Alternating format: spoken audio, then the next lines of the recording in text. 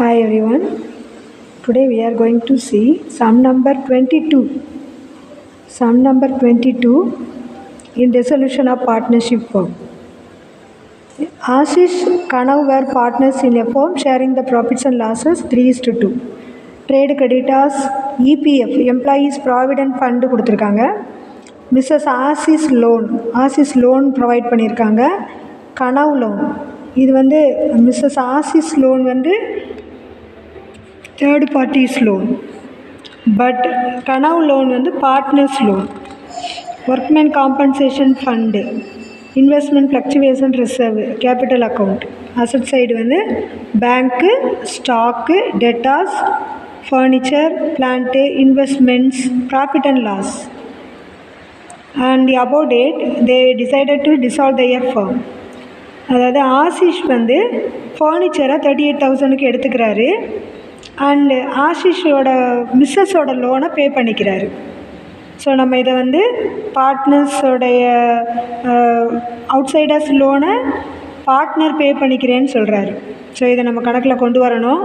அதாவது ஒரு அசட்டை கொடுத்து ஒரு லயபிலிட்டியை பே பண்ணால் நம்ம எடுக்க மாட்டோம் இல்லையா, அந்த மாதிரி இதை வந்து விடக்கூடாது. And debtors realised 18,000. டெட்டாஸோட வேல்யூ வந்து எவ்வளோ அப்படின்னு பார்த்தீங்கன்னா,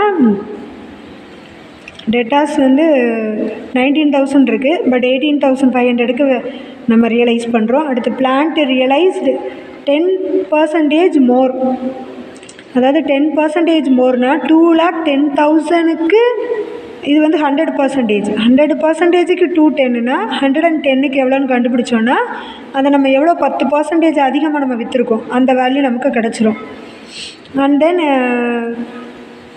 கனவு took over 40% of the stock at 20% less than the book value. அதாவது கனவு வந்து ஸ்டாக்கோட வேல்யூ வந்து எவ்வளோன்னு பார்த்தீங்கன்னா 24,000.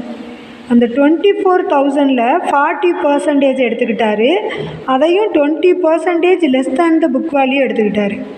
அந்த remaining stocks were sold at a gain of 10%. நம்ம அதை கால்குலேட் பண்ணணும். And trade creditors took over investments in full.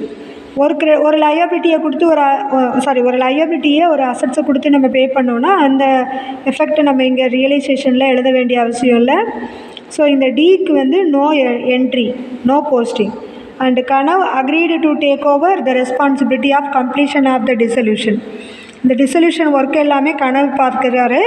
அவருக்கு 12,000 நம்ம ரெமுனரேஷன் கொடுக்குறோம். ஆனால் ஆக்சுவல் ரியலைசேஷன் வந்து எவ்வளோ அப்படின்னா 8,000. அவருக்கு நம்ம கொடுக்குறோன்னு சொல்லி ஒத்துக்கிட்டது 12,000. அதை விட அதிகமாக வந்தாலோ அதை விட கம்மியாக வந்தாலோ அது அவருடைய ரெஸ்பான்சிபிலிட்டி. ஆனால் நம்ம எவ்வளோ கொடுக்கணும்னு சொல்கிறோம், 12,000.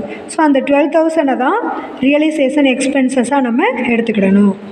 ஸோ இப்போ எப்படி ரியலைசேஷன் அக்கௌண்ட்டில் நம்ம வந்து போஸ்டிங் போடுறதுன்னு பார்க்கலாம்.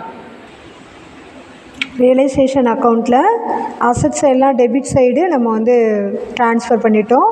Assets transfer except the intangible assets and fictitious அசட்டு.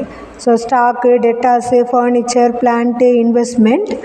அடுத்தது லயபிலிட்டிஸ் ட்ரான்ஸ்ஃபர், அதாவது outsiders liability.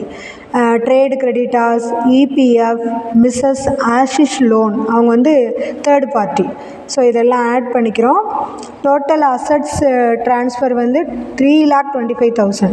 Total liabilities transfer 1,11,000. அடுத்தது நம்ம எப்படி பே பண்ணியிருக்கோம், எப்படி வந்து அசட்ஸை ரியலைஸ் பண்ணியிருக்கோம். அப்போ லயபிலிட்டிஸை வந்து டெபிட் சைடு எழுதியிருக்கோம்.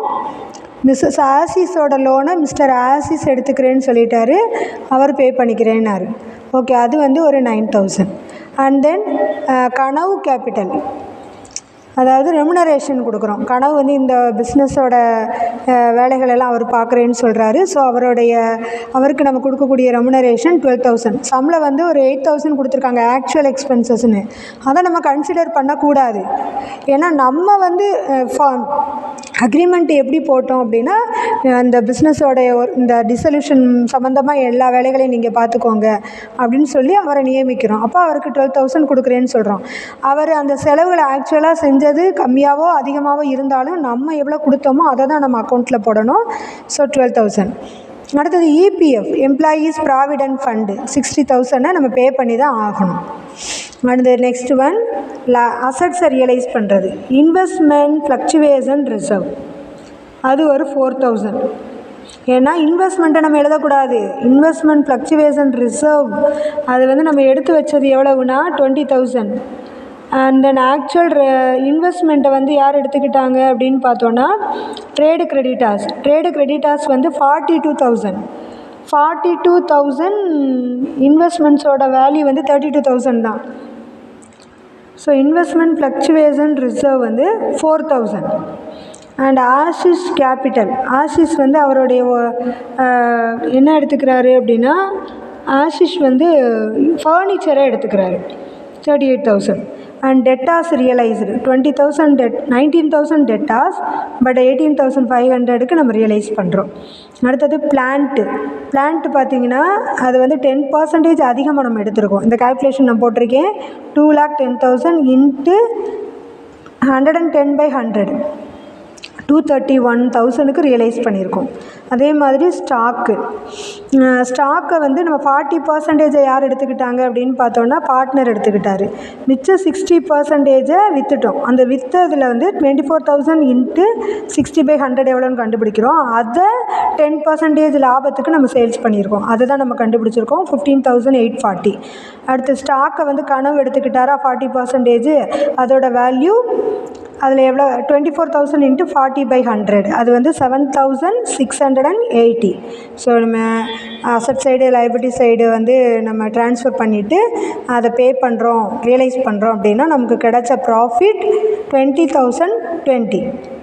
அதை நம்ம பார்ட்னர்ஸ்க்கு 3:2 ரேஷியோவில் நம்ம டிவைட் பண்ணோன்னா 12,012 8,008 கிடைக்கும். ரியலைசேஷனோட டோட்டல் 4,26,020.